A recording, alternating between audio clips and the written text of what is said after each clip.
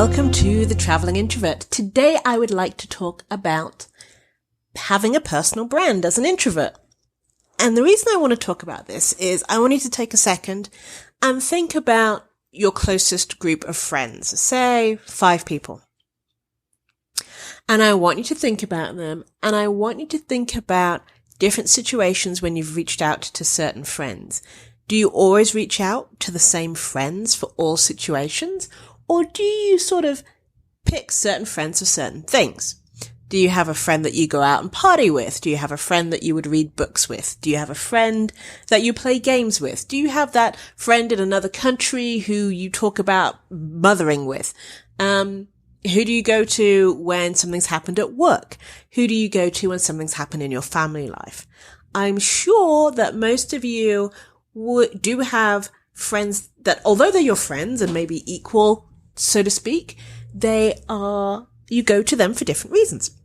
Each of your friends are specialists in a specific area.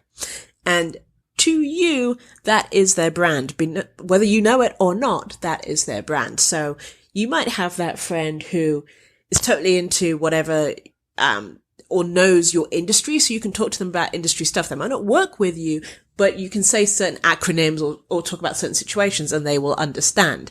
As opposed to another friend who doesn't work in that kind of area, and if you have to explain everything like piece by piece, it's far more excruciating. So that brings me back to you. I wonder what your friends reach out to you for. What is your brand in your friend circle? And if you don't know, maybe find out, maybe ask, or maybe think back to when your friends have reached out to you for a certain thing, what those things have been. Because believe it or not, whether you realized it or not, you have built a brand with your friends. Your friends know you as X, Y, and Z, or that person who does A, B, and F. Whatever it might be, unwittingly, you have built up a brand. And that's how you've gotten friends, and that's how you keep friends, and that's what they know you for. Have you done the same for your business? Or for your career?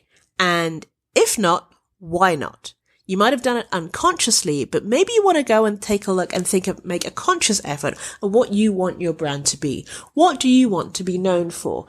Do you want to be known for being persuasive or being a good negotiator? Do you want to be known for being very good at back-end stuff? Do you want to be known for programming? Do you want to be known for something really freaking specific, like you carve names in pieces of rice? I don't know, whatever it might be.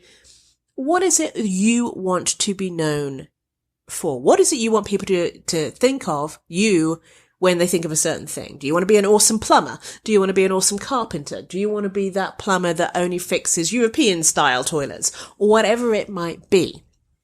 Because building a brand as an introvert is really important, because we might not go out there and brag about what we do very often, or we might not put ourselves first when people ask for stuff. However, if people just think of us anyway, because they know, well, this person does X, Y, and Z, or X, Y, and F, or X, Y, and 2 and 3.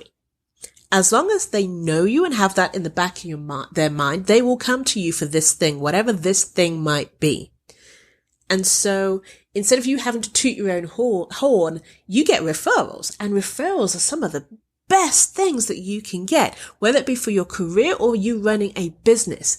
When you run a business and you get a referral, someone has already paid money to work with you, and they've said that you're awesome and referred you to somebody else who knows probably how much that person paid and therefore is not going to try and lowball you. That's awesome. Job-wise, most jobs are filled before they're really posted. So because it's a friend of a friend or somebody knows somebody else. So if you're already at the back of someone's mind, or should I say bring them to the front of their mind, they will think of you and say, oh, hey, this person would be really good for this position.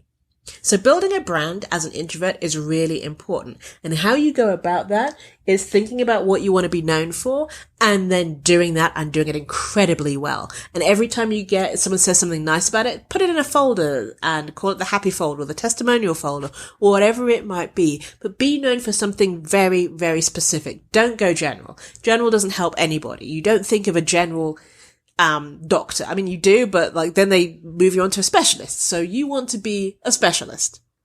Think about those things as an introvert, how you can grow your brand know what your brand is and get people to know you for that thing.